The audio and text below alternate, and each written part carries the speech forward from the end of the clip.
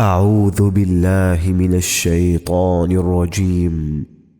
واتل عليهم نبأ إبراهيم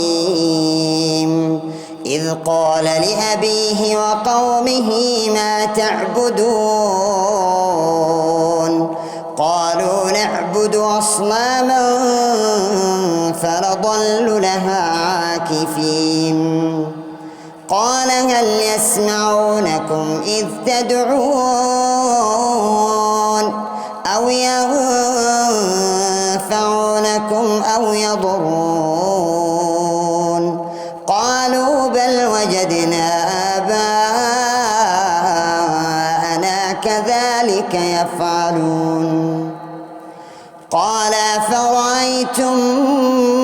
ما كنتم تعبدون أنتم وآباؤكم الأقدمون فإنهم عدو لي إلا رب العالمين الذي خلقني فهو يهدين والذي هو يطعمني ويسقين وإذا مرضت فهو يشفين والذي يميتني ثم يحيين والذي أطمع أن يغفر لي خطيئتي يوم الدين رب هب لي حكما وألحقني بالصالحين واجعل لي لسان صدق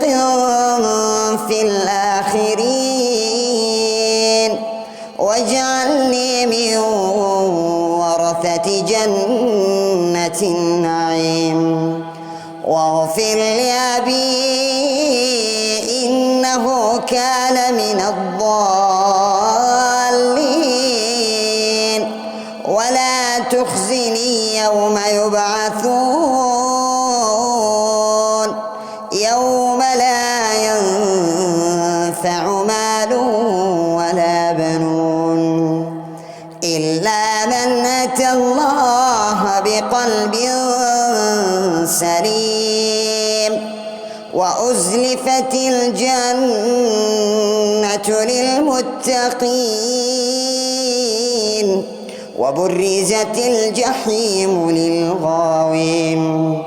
وقيل لهم أين ما كنتم تعبدون من دون الله هل ينصرونكم أو ينتصرون فكبكبوا فيها هم والغاوون وجنود إبليس أجمعون قالوا وهم فيها يختصمون تالله إن كنا لفي ضلال مبين إذ نسويكم برب العالمين وما أضلنا إلا المجرمون فما لنا من شافعين ولا صديق حميم فلو أن لنا كرة فنكون من المؤمنين إن في ذلك لآية وما كان أكثرهم مؤمنين وإن ربك لهو العزيز الرحيم.